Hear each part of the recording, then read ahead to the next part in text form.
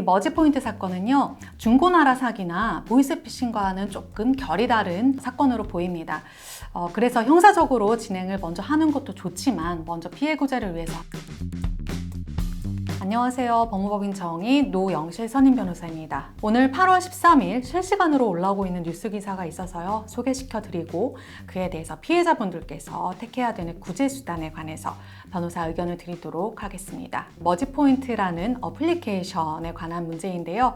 오늘 그 사건에 관해서 피해자분들께서 본사인 머지플러스에 달려가서 환불을 요구하는 사태가 있었다고 합니다. 머지포인트는 어플리케이션인데요. 이 앱을 다운받았을 시에 가맹점에서 사용할 수 있는 일종의 카톡의 기프티콘 같은 전자상품권 개념의 서비스라고 합니다. 애초에 머지플러스라는 회사에서 이 머지포인트 어플리케이션 소개를 할 때 편의점, 대형마트, 외식 체인점 등 전국 2만 개 가맹점에서 조건 없는 무제한 20% 할인을 받을 수 있다.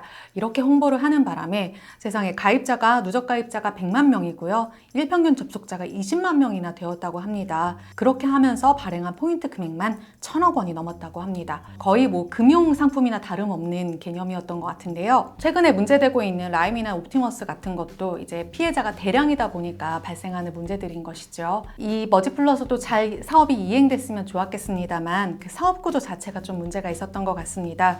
최근 금융감독원에서 머지플러스 본사 측에 이 사업 구조는 상품권 판매로 볼 수 없고 전자금융업에 해당하는 것이기 때문에 자본시장법상 규제를 받아야 되고 이렇게 무분별하게 상품권을 판매하지 말라라는 지시를 내렸습니다.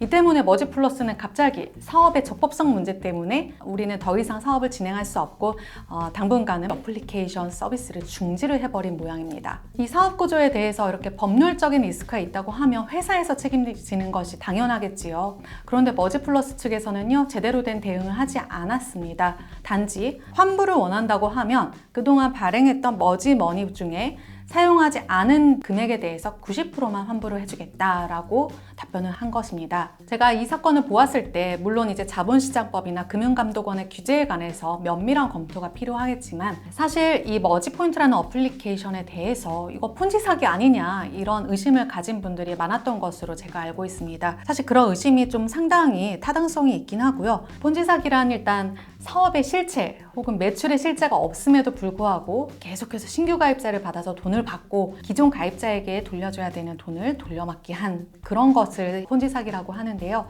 이 사건 같은 경우는 머지플러스 본사 측에서 대외적으로 내세웠던 사업 구조 상으로는 일단 사업 구조가 투명하고 향후에 매출이 급신장할 것이다 라는 것에 대한 어떤 공식적인 자료를 배포하고 있는 것으로는 보입니다. 하지만 이것에 대한 사법당국의 판단은 다를 수 있는 부분인 거고요. 일단 피해를 입었다고 한다면 형사고소를 진행하는 것도 필요하겠지만 금전적인 피해에 대해서 빠른 보상을 받는 것이 또한 피해 구제를 위해서 필요한 일입니다. 이 사건에 대해서는 집단소송 또는 소비자분쟁조정위원회에 대한 제소를 고려해 볼 수 있습니다. 아직 우리나라에서는 집단소송법은 제정되지 않았습니다. 그렇기 때문에 일반 민법에 기해서 손해배상 청구를 해야 됩니다. 하지만 아시다시피 이런 머지플러스에서 발급했던 어플리케이션의 가액이 10만 원, 20만 원 선이기 때문에 피해 금액이 채 100만 원 안팎에 불과할 가능성이 큽니다. 그런 경우에는 개별적으로 소송을 진행하는 것은 효율성이 떨어지는 것이고요. 그래서 많은 분들이 모여서 피해 보상을 요구하는 소송, 집단 소송을 진행하는 것이 아주 적절하고도 효율적인 수단이라고 할 수 있습니다. 아까 말씀드렸던 집단소송법은 아직 제정되진 아니하였지만 금융 분쟁에 있어서만 적용되던 금융 집단소송 관련 법들이 일반 소비자 문제에도 적용되는 법률이기 때문에 만약 제정이 된다고만 한다면 머지플러스 사건에 관해서 충분히 적용될 수 있는 사례라고 하겠습니다. 또 하나 고려해 보셔야 될 것이 소비자분쟁조정위원회의 제소입니다. 이 사건은 일은 금융감독원이 개입했다는 점에서 금융상품에 관한 사안으로도 보이기도 합니다.